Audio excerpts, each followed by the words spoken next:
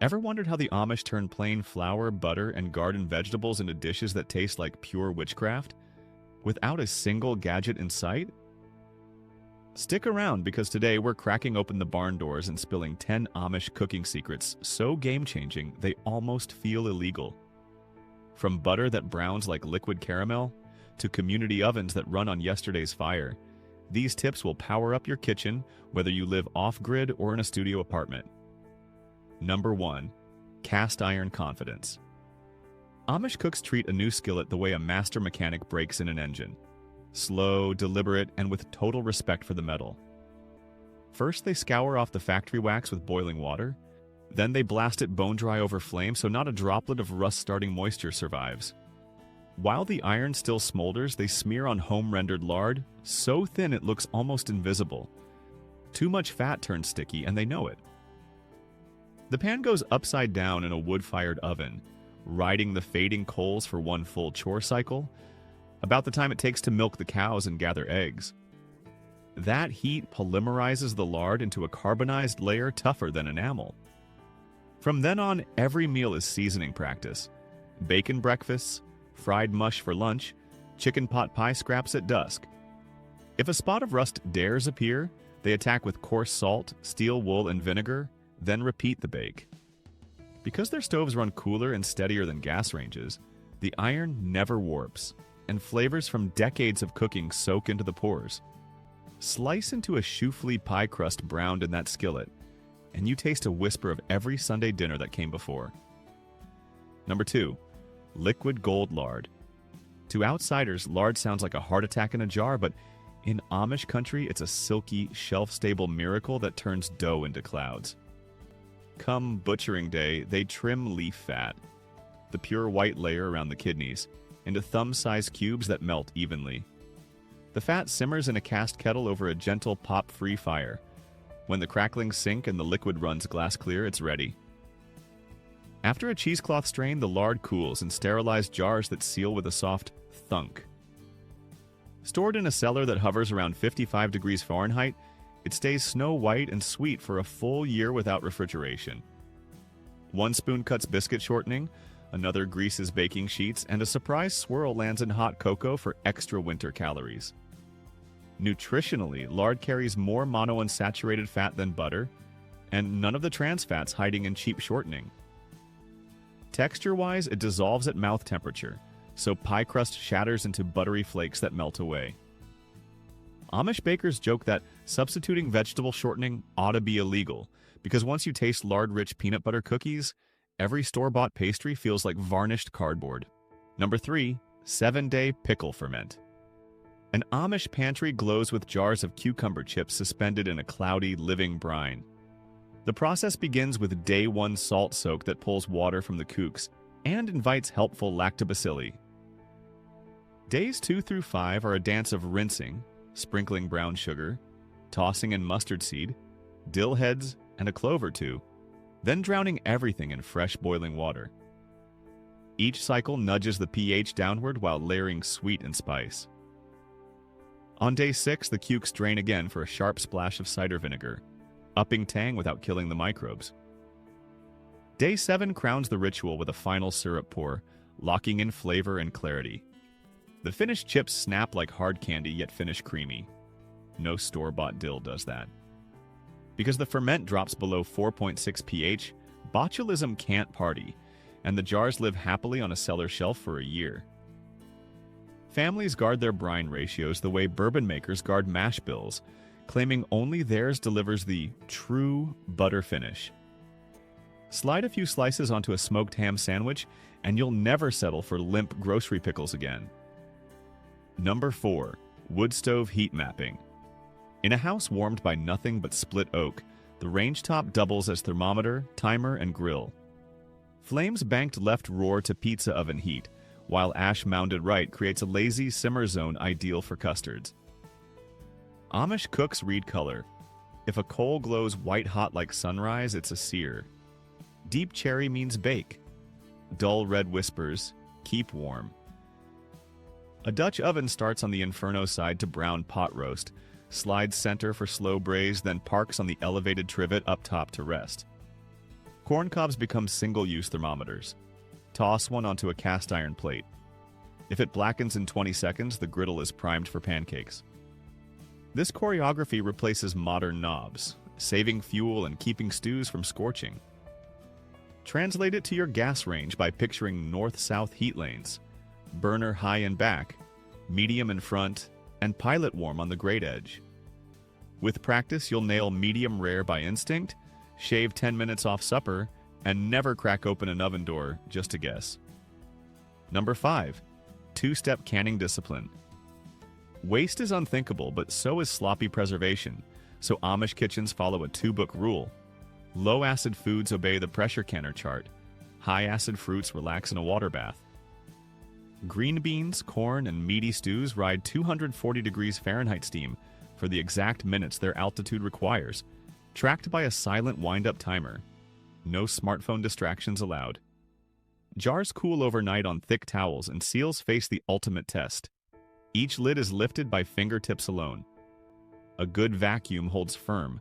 A dud pops off, and that jar heads for tonight's supper. Headspace stays a finger's width, about an inch, so expanding steam won't blow glass.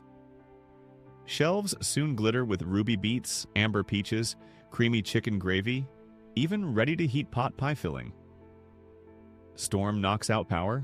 Supper's still guaranteed. Preppers imitate the system, but the Amish nail it generation after generation because nobody shortcuts the weighted gauge table Grandma scribbled in pencil. Follow their discipline and you'll stock a pantry that laughs at blizzards, blackouts, and supermarket price spikes alike. Number 6. Hand-cranked butter alchemy. Picture a wooden dash churn rocking on a porch while horses clip-clop down the lane. Fresh cream skimmed from last night's milking rest in a stone crock until it hits a cool 60 degrees. Colder and the fat stays icy. Warmer and it breaks oily. The dasher plunges at a steady pace, letting tiny air pockets help the globules collide. After about 10 minutes, marble-sized yellow clusters appear, bobbing in thin buttermilk. The churner pours off that tangy liquid for tomorrow's flapjack batter, then floods the butter grains with icy well water, swirling until the rinse runs clear. This strips out lactose that could sour. Next, a broad paddle presses out hidden moisture while a generous pinch of salt locks in flavor and shelf life.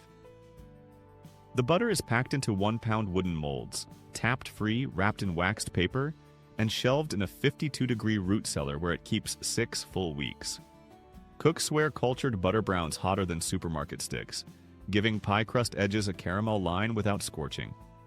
If you lack a churn, drop a clean marble into a mason jar of heavy cream and shake hard during one podcast.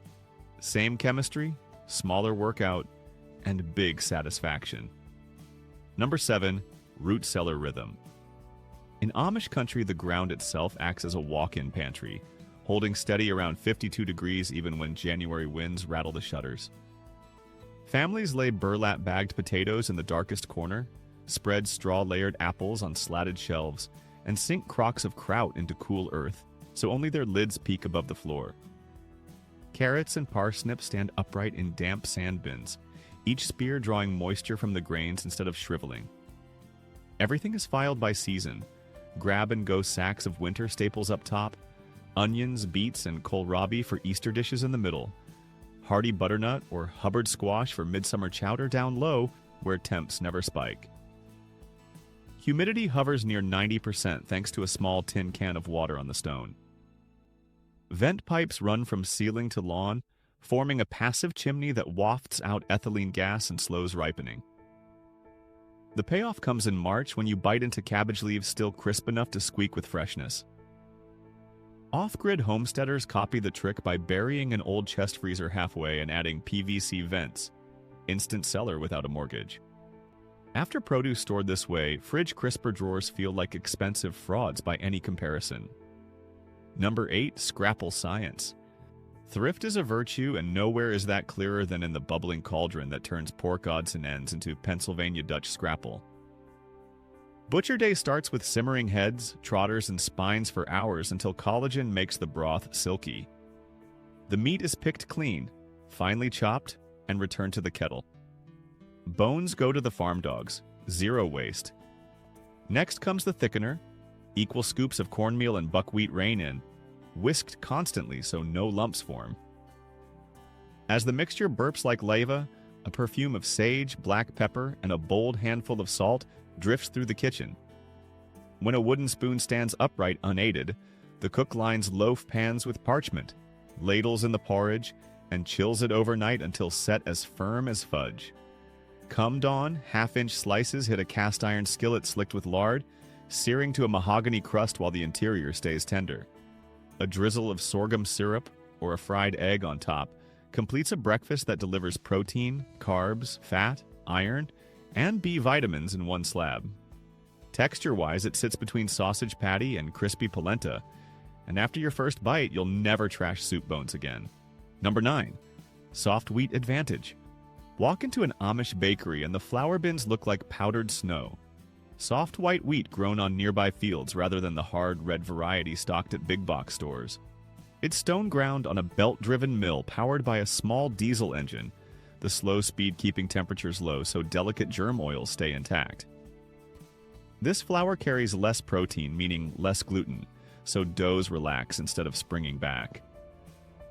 The result is tender egg noodles that cook in 3 minutes, melt-away sugar cookies, and pie crust that shatters at the first fork press. Because the softer grain drinks more liquid, bakers often add scalded milk or mashed potatoes for structure and subtle sweetness. If a loaf does need height, a spoon of vital wheat gluten from the bulk store balances things out. Swap half your all-purpose flour for soft white and biscuits, and watch layers rise like theater curtains yet stay flaky. The flavor difference is quiet but real, slightly creamy with none of the tannic bite hard wheat can leave. It's such a small tweak the FDA doesn't label it, but pastry chefs who visit Amish country go home determined never to roll dough without it again. Number 10. Community Bake Day Carryover Heat. Twice a month, buggies stacked with bread dough, lattice pies, and steamy casseroles roll toward a neighbor's brick oven that resembles a clay freight car. Before sunrise, someone lights hardwood logs inside. By the time chores finish, the bricks glow cherry red, and a toss of flour on the hearth flashes into smoke, signaling it's time to rake out coals. Heat management becomes choreography.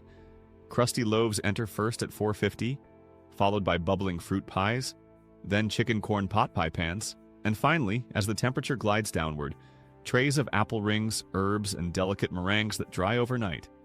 No thermometers appear. Bakers judge by instinct. If you can keep a bare arm inside 3 slow counts, it's pie time. 5 counts, herb time. Families exchange gossip while loaves burst with crackly music on wooden benches, and children chase stray chicks outside. When evening shadows lengthen, the residual warmth dries socks, tea towels, even damp mittens hung near the arch. The modern hack is straightforward. After home pizza night, slide granola or croutons into the switched-off oven, claiming heat you already paid for. Honor every BTU, and you'll feel like you're minting sweet money in edible crusts.